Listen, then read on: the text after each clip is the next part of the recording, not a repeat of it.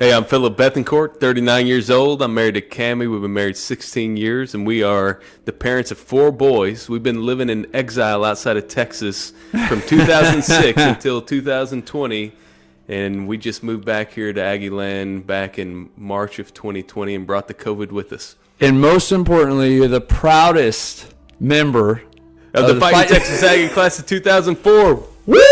Man, so Along cool. with you, Charlie. I know, man. We go way back. I would have never known 20 Yeah, we go years back later. so far. I can still remember seeing you with frosted tips in your hair, and you were still shredded even back in the day. Those were memories that I'm glad Facebook doesn't remind me of. Exactly. Yeah, so give me a little bit more of what brought you to town. So you obviously are an A&M graduate. You guys loved College Station. What brought you here? Yeah, so we've been gone for nearly 15 years. When I was at A&M, I sensed a call to Christian ministry. And so I went off to train at seminary, did a master's and PhD, was working in a number of Christian nonprofit settings, and then God just opened up an opportunity to come home. And we got the chance to move back for me to be the lead pastor at Central, one of the churches here in town. It's where Cammie and I met. It's where we married. It's the place that's really a spiritual home for us. And so it feels like it's coming full circle. It's only that when we came back, we showed up right when COVID was kicking off. In our church world, you've got to vote in order to bring your new pastor in.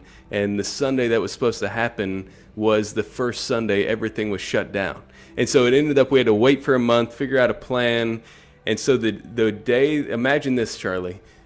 You've got to preach to everybody, and then they vote on you on whether they want you as your new pastor or not. That sounds pretty high stakes, right? Yeah. Well, add to that, I'm preaching to an empty worship center. There's not anybody in there. It's just me looking at a camera, and then American Idol style, people are getting on their phones and voting online or doing a drive-through vote where they drop off their ballot. And I'm thinking to myself, this isn't how Martin Luther did it back in the day when he was leading churches. So it just made for a really interesting start.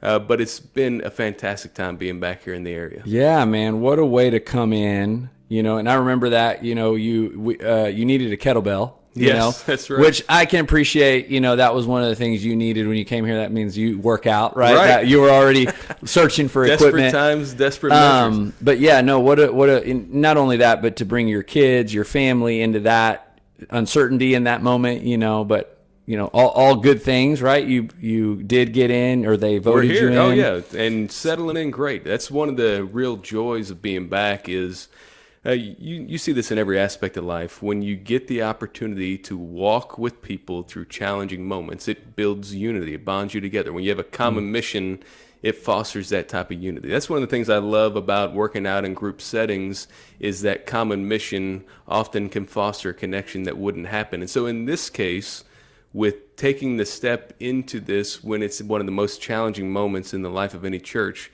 to navigate a pandemic like this has really created some of those opportunities for us. It's awesome, man. So let's go back in time, 20 years, right? Yeah, when you had the frosted tips. When I had the frosted tips, we're on I it. should have done something even just to make you feel like we were then. The rec center. Yep. You went to the rec center. You worked out. Right. I was a regular there. I'd come out of high school, a football, baseball guy, and that was just a real natural part of my life coming through college. And then we got married in college. Yeah. And I'm sure there's a lot of your listeners that can relate when marriage shows up and the food you're eating tastes a lot better than the Hot Pockets you were making back in the dorm room. It makes things a little bit more challenging from a physical health standpoint. Yeah, and you were a thin college student, right? Sure. Do you remember what you weighed like your freshman, sophomore year? Probably in the 175, 180 range. Okay. And what do you weigh now? I'm right about 195. Yeah. And so in college, you got married. Did you gain weight? Did something happen after that? Kind of. Man, you're going to make me relive all my worst health memories in front of a unknown national audience. Yeah, what happened was I stayed pretty consistent when it came to exercise and taking care of my body until kids came along. So our first son was born back in 2009, and in the span of just about 5 years, we have 4 boys. And I was working on a dissertation in school. I was working full time. We're raising all these kids. And so just trying to be a faithful father and a good husband, you make sacrifices somewhere. Well, this was a place I chose to sacrifice. And on the one hand, I think it did create more time but it probably created an inferior version of myself. And so the moment that was a turning point for me on what put me back on a track towards pursuing physical health is our youngest son was born back in 2015. He was born in April. And then for Father's Day that year in June, my boys and my wife walk in and they hand me this envelope. I open it up and it's this little note. It's a handwritten note that says, "This note is good for 6 free sessions with a personal trainer." Oh, man. So that was my sweet, loving wife's very kind and indirect way to say it's time. Wow. And what's funny is I received that well because I knew the spirit in which what was behind it. And then from that point on, it just flipped a switch. I mean, what in that, I guess that little window of time of having kids and the busyness of life. So did you not do anything, or did you play any intramural sports? Or inconsistent. I mean, I'd get a treadmill in the house, and then that would collect dirty clothes, and then an elliptical machine. Or I remember even back when a couple of the kids were born, I took up running for a while, and I decided I was going to run a half marathon, and then about 6 weeks before the marathon was going to half marathon was going to happen, I realized I had to travel that weekend. It wasn't going to work. So some people say, "Oh, that's awesome. I'm not going to do it." I just said, you know what? Let's just knock it out this weekend. So I made my own course, ran the 13.1, pushing 2 kids in a double stroller the whole way. I would have those little moments of motivation, but nothing that sustained me. Yeah. So the 6 training sessions, how did that go? Well, I remember showing up to that first one, and I've got really poor flexibility, and so he's kind of testing some of those things out, just basic capabilities. But at that gym, there was a 40-yard AstroTurf field, and he got me out there having me do some bear crawls and stuff, and I could make it like 10 yards, and then I'm like personally humiliated by the fact that how could it be that I've let myself get to this point? And it was because I was prioritizing other things to that exclusion, that physical health was a luxury, that spiritual health was a priority, rather than seeing things in the way I do now of the holistic integration of those things, that you can't divorce one from the other, that they all feed together. Okay, I love that you just said that, and I would love for you to expand on that, right? Whereas before you felt one was more important than the other, and now they're integrated. Yeah, and I know maybe not all your listeners come from a faith perspective, but one of the rationales I used to justify my disengagement when it came to physical health is I could point to the Bible for it. There's a verse in the Bible, 1 Timothy 4:8, that says, "Physical training is of some value, but godliness has value in all things, both in this life and the life to come." And so the way I reinterpreted that in my mind is, well, spiritual training, godliness, that's much more valuable. Therefore, the physical health is of no value. Whereas Paul is saying it's of some value. There is actual value to it. I was diminishing the value he was trying to do to give it, and instead simply seeing that, like I mentioned, as a luxury to be added on to everything, rather than an important part of integrating it into how I thrive in every aspect of my life. Man, you just made that verse. I mean, for me, I've read that verse before. Sure. And wrestled with it. Yeah, you right. know, because I mean, I hold physical fitness and health in a very high regard, as I do spiritual, my, health and fitness, right? If we call it those things. But I love how you just said it. I think that's really good. So you do the 6 personal training sessions. You're bear crawling on the AstroTurf, feeling a little bit embarrassed probably of your physical state. You're in your mid-30s, almost 30, yep. 34, 35. What happened after that? So it stuck. What I found is the 2 missing ingredients for me as I look back is when it came to my pursuit of physical health, most of the time I was a lone ranger. I was doing it on my own based on my motivation, my timeline, my goals, my effort. The 2 things that helped to turn it around, starting with that, was to combine community and accountability. That's what that did for me. So I started working out one-on-one with him for a season, and so he became my community when it came to physical work. There was a built-in accountability that was there, but soon thereafter, one of the things that happened is I was able to pull in 2 or 3 other guys that I worked with, that I went to church with, that I was close with. Let's do that together. And what that meant is I knew there was a sense of ownership that I had to take for my engagement, my effort, all those dimensions, because there were others that were there, and their presence motivated the intensity of my engagement. So is that the gym you worked out at up until moving here? Yeah, up in Nashville. I spent 5 years with those guys. Still miss it. There is one thing I don't miss, though. The tradition there, maybe you should think about it here at BoomFit, is on your birthday, which mine was not long ago, you have to, at the end of the workout, do a burpee pull-up for every year. Oh, they had a pull-up to it. Wow. So I just turned 39. That would have been 39 burpee pull-ups. I texted those guys. The and let whole them know class or the whole group? No, just the birthday boy. I like it. Whoever's birthday it is. So maybe you should think about putting that into practice. So how long did you work one-on-one with the trainer before transitioning to I bet it was just short of 9 months, somewhere in there. Just long enough. What it did, I mean, I saw a transformation in my body by about 2 months into that. What happened was, in the span of that first 2 to 4 months, I probably dropped 10 to 12 pounds, started rebuilding into more muscle mass and less, getting rid of the stuff that I wanted to get rid of. And when I could start noticing the transformation in both appearance and performance, then that fueled further engagement. And what was able to happen during that season, and this is part of what I've enjoyed about CrossFit with you, is the coaching dimension helped me to be better at the fundamentals, both so I could protect myself from injury and so I could be more successful in achieving the types of goals I was pursuing in the workouts that we were having. Yeah. And so we have private training, right, and we have group training, CrossFit.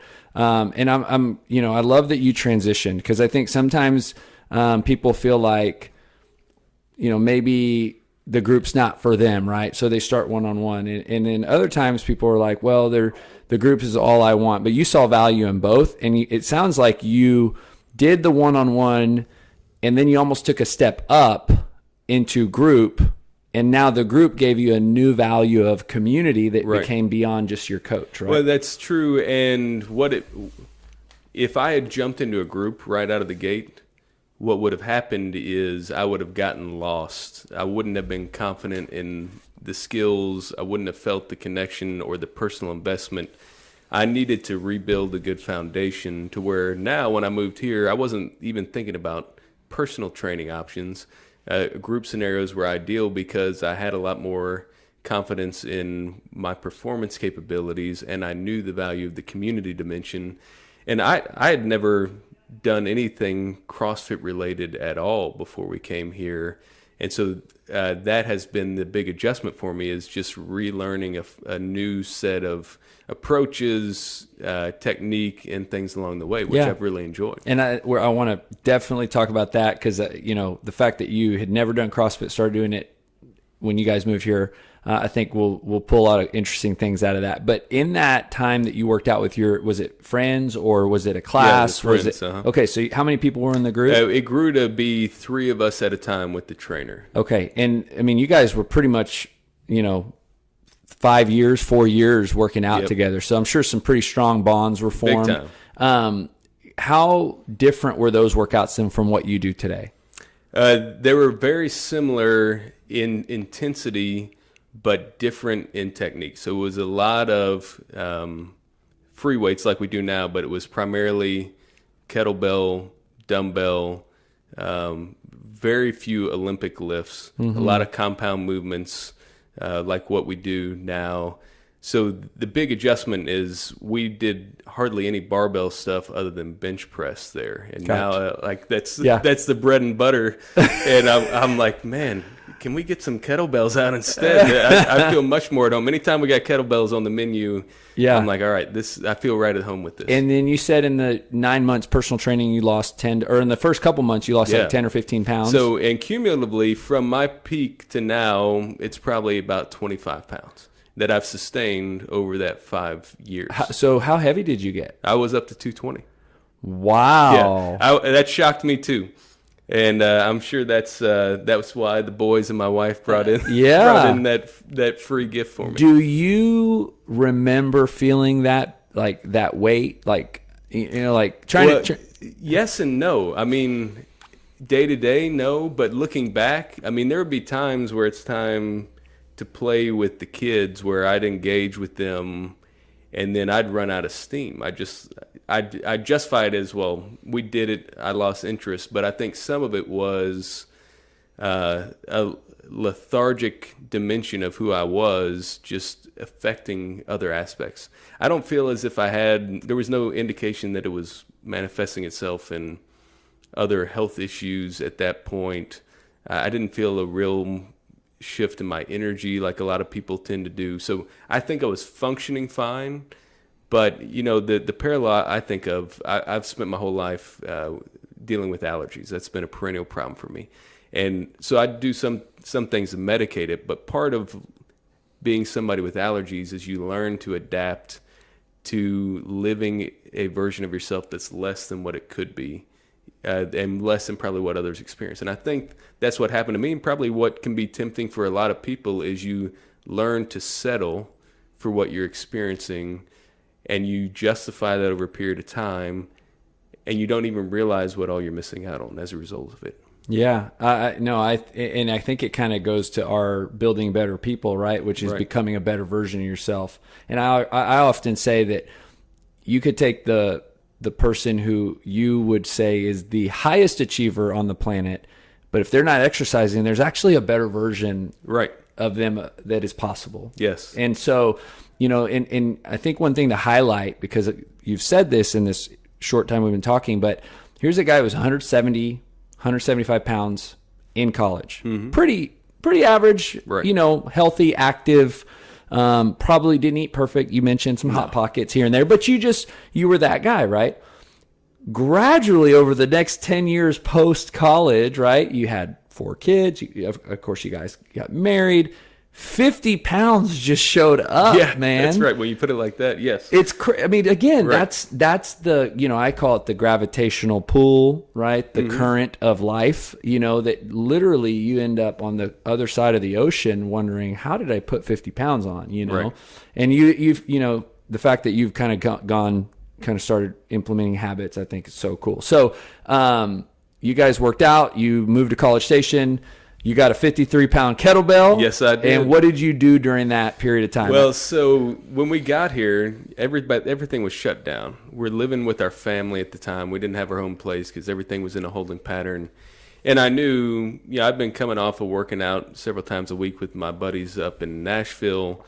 I knew if I didn't want to establish new routines in a new place that didn't include physical exercise, because if I did, I may fall out of that habit and never get it back again. So, I had your kettlebell. I took one of my backpacks and filled it up with a bunch of canned goods to give me like a 15 to 20 pound weight that I could do some different things with, and just tried to several times a week work that into things. And I'll tell you, looking back over that shutdown period, that was probably one of the healthier seasons even in this 5 years, because part of my challenge has been I'm consistent in working out.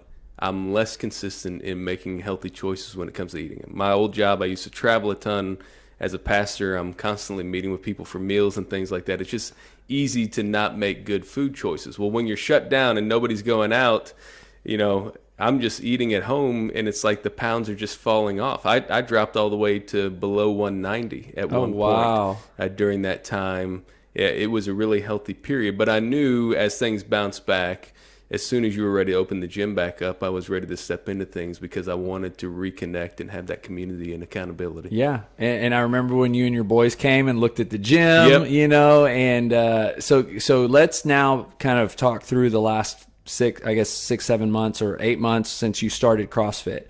One, what was it like coming in for the first time, like that first class? Well, I think anybody, when you're stepping in a new space, is going to have some uncertainty about things. But having talked to you beforehand, I had a sense for the types of workouts. I've been around plenty of friends that have done it. I've seen some of the competitions on television before, so it wasn't foreign. And for me, the way I'm wired is I'm not a very self-conscious person. If I know I'm the rookie here and I make rookie mistakes, then that's great. I remember that first class, Kyle was working us out, and he went through the exercises, and then I guess you got that downtime for everybody to get the right weight and get set, and then we start. So there was a lull, and he said, okay, get everything set up. Well, I had all my stuff set, so I just started doing my first set of whatever the exercise was, and I noticed nobody else around was doing it. I'm like, this is great. They're going to totally catch up to me, but I'm going to get a head start here get out in front of everybody. And I finished that first set, and I come up to catch my breath, and he's like, man, I guess you're just really motivated. You wanted to get an extra set in before we officially start. And I'm like, wait, that doesn't count. So I figure, okay, if that's where I started, there's nowhere to go but up in terms of adjusting it's awesome. to life at the CrossFit gym. What have been some of the things that you've done that, were brand new? Like you said, the barbell, but what other things have you done that you'd never done before? Yeah, so a lot of the Olympic lifts, the cleans, the snatches, the technique for pull-up was totally foreign to me.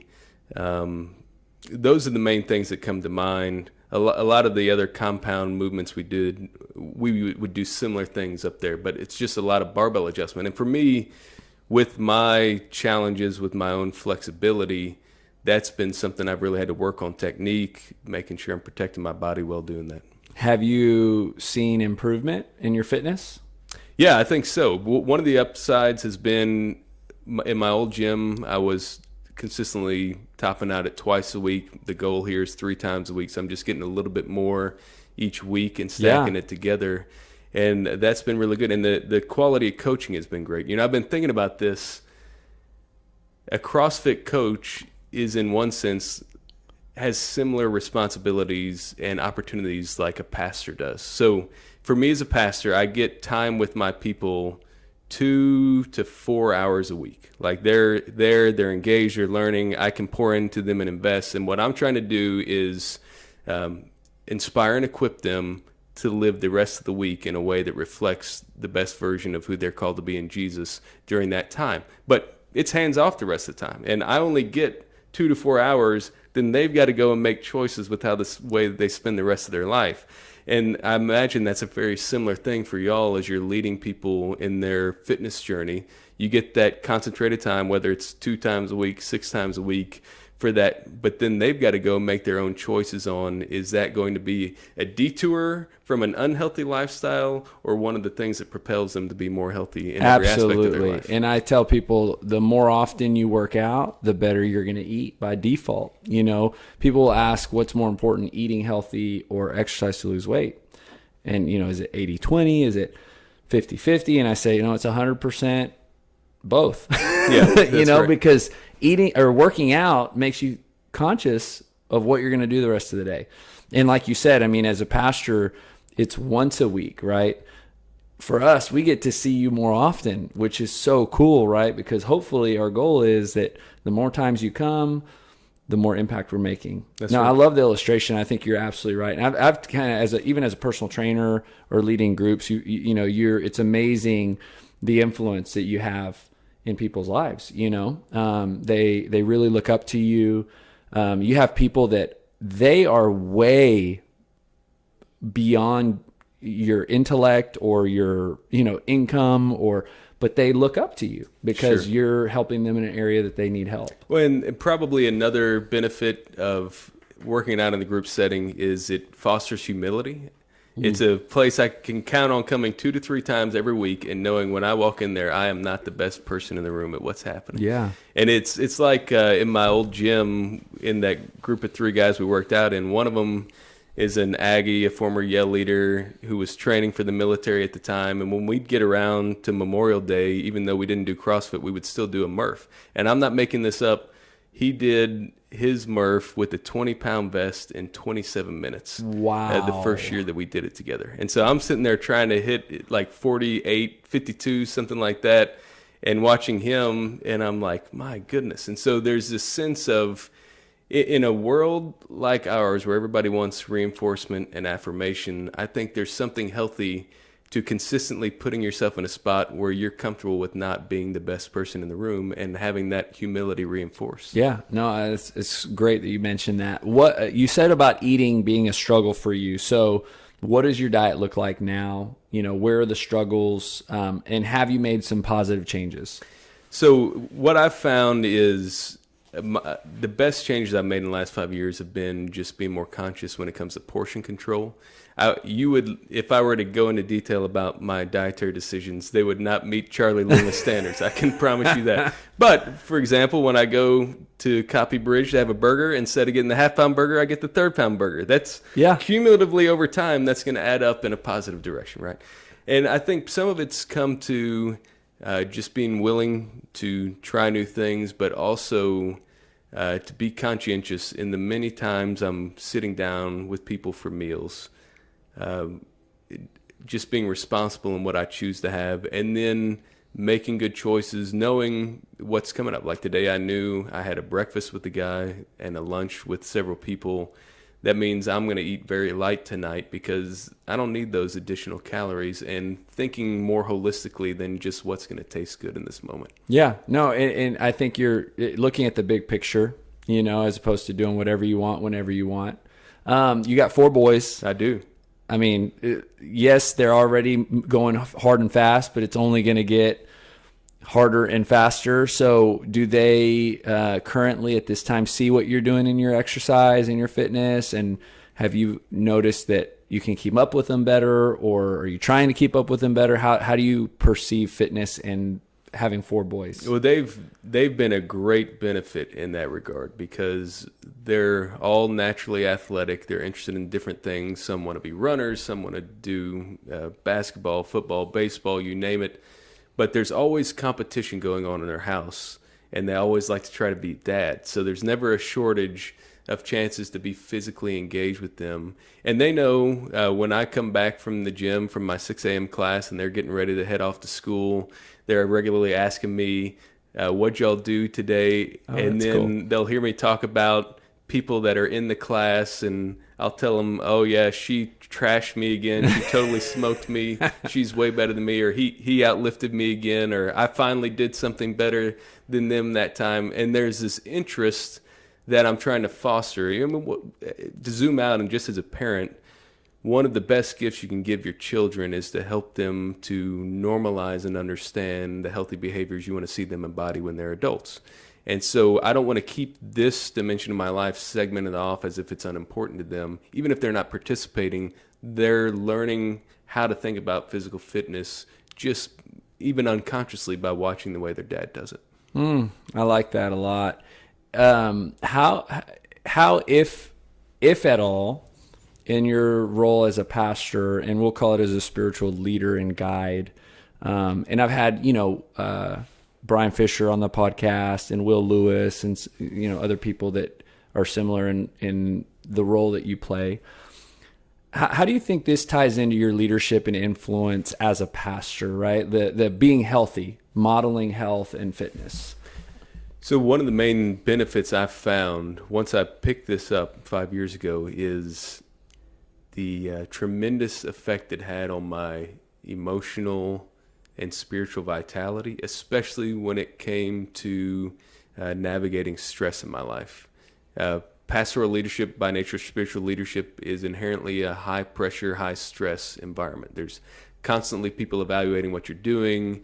You're having to help people walk through some of their darkest moments, and that can weigh on you. There's always difficult decisions to be made. And then you compound that with the fact that you're doing it all in a pandemic, and there's no easy answers to anything else. And what I have found, I can even think of earlier this week where some hard decisions we had to process. And as I was driving home, one of the things that clicked with me is, man, I sure am glad I'm going to work out tomorrow because that's going to help me reset. Another thing that's been a huge benefit from it is that I have tons of pastor friends around the country who will tell me from their own experience or from those that they know that Mondays can be really difficult for pastors. You pour yourself out on a Sunday, you invest in your people, you feel drained, sometimes discouraged after that, and a lot of them can have a difficult time rebounding on Monday to reset for the week ahead.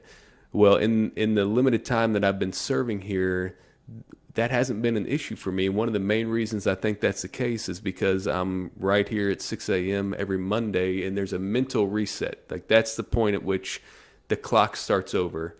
You move past what you just poured yourself out on this week, and you do that reset, and there's a value to that rhythm in terms of this sustainability of my life from a holistic perspective. I love it. And that kind of segues into typically how I close out the podcast. But I'll ask one more question, because I think you've touched on how it's made you a better father, right, with your boys, a better pastor. But why don't you, for our final question, how does working out, take care of your health, make you a better husband? So I remember about 2 or 3 years ago, I had some friends challenge me to run a marathon with them. I was living in Nashville. There was a Huntsville marathon in December. 2 of them were going to do it, and in a moment of weakness, I said yes. I'm not a runner other than that one half marathon I had done years before. So I started going through the whole regimen, the whole training, the whole preparation. We show up down there. It's like gorgeous, just like it is right now outside. 50, 60 degrees, perfect running weather. And then overnight, right before the race, a huge cold front comes through. On race day, it's 28 degrees. Oh. Massive wind chill. Oh. And, I'm not a runner, so I don't have all the gear. I've just got like my old, wind pants and a hoodie on at the start of the race, and everybody else is in there, all their fancy stuff. And I remember starting that race. And what I remember is I got to about mile marker 14, and I'm still feeling pretty good, but I stopped at one of the places to get a drink, and it was warming up enough that I was going to shed my top layer. And as I'm taking that off, one of the volunteers comes up and she says, "Are you running the race?"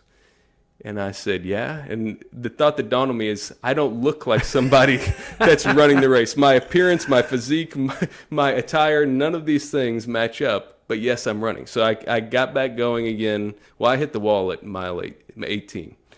And in Huntsville, it's pretty cool. You run through the Space Science Center there, like all these old rockets they've used are all around you. And I remember hitting the wall. There's a park bench right next to this place where we're running, and I just go and I sit down in the middle of the race. And it's like this decision point in the race of, am I done? Have I spent all this time training for this, or am I going to keep going? And just wrestling with that decision. And I just rebounded there. I said, no, I didn't come this far not to finish this off. And that was a turning point for me in that race. And it's one of those things, whenever I'm going through challenges when it comes to physical fitness, I can always pull from to say, if I can recover from that and press on, then I can press through this as well. But that's not just true when it comes to physical training. That's also true when it comes to marriage. Look, every marriage goes through highs and lows, through those good seasons and bad. What I've noticed in myself and in others is that people can start to take their marriage for granted. They assume because it's good now, it will always stay good, and they don't work at it in the same way they invest in other things. A lot of times for men, our marriages get our leadership leftovers. We give all the best stuff, and then we give the cold, reheated version of ourselves in our home life. But what I found is that my journey towards physical health has helped to reinforce that those same realities need to be true in my home life as well. And one of my goals, I know you always talk about what does it look like to build better people.